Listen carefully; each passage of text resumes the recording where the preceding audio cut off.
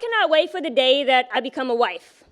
To get down on one knee as an act of respect, to serve and protect till death do us part. But this is not that kind of love story. Now let this poem just be made to honor you. I propose a toast to my 4-year bread and butter, a randomly generated cohabitation turned best friendship. You ran through my mind like it was our field of study. See, we didn't just share rooms, we learned how to get through bigger ones together. Bonded more than most souls ever find in their beds, not the kind of love that you make, but that is created especially for you. And we used to plan our lives together. Separately, of course, ones with husbands and children, postcards and passports, taking on the world if we could just get through these classes. Chemistry was never our issue. In fact, I earned flying colors. My problems were only with my departments of anatomy, never had the right tools, never understood the assignment. And even though we took the exact same examinations, you became the doctor, and me just more a mortician. See, I think weddings are a lot like funerals. Both celebrations, I always knew I'd lose you from my life, your greatest dream to my worst nightmare. And so, as a preventative care method, I cut off my right hand when I couldn't stop imagining yours left without my ring on it. They say love can heal all wounds, and I think you were just a little too good at your job. Your love forced me out of the closet.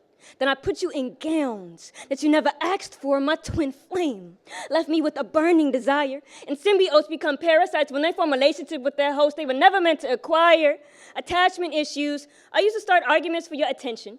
Think it was my hypertension. And your treatments allowed me to diagnose my biggest heart's ache. I learned that loving women is not the disease, but the hatred that can come from it will surely put you in a grave. The holes that I dug for myself left my sanity 6 feet under the influence. I drove myself crazy, wrestling with my own demons, so you can call me the Undertaker. Ladies and gentlemen, welcome. We are gathered here today to bear witness to my greatest accident. One day, she just hit me like an ambulance.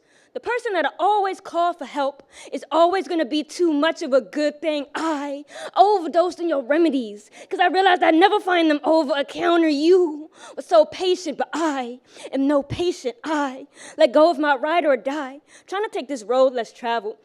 This relationship was a two-way street that was too much to handle. I'm at a crossroads. See, I only loved you this much because it was harder not to. And I love you the most when I'm trying not to.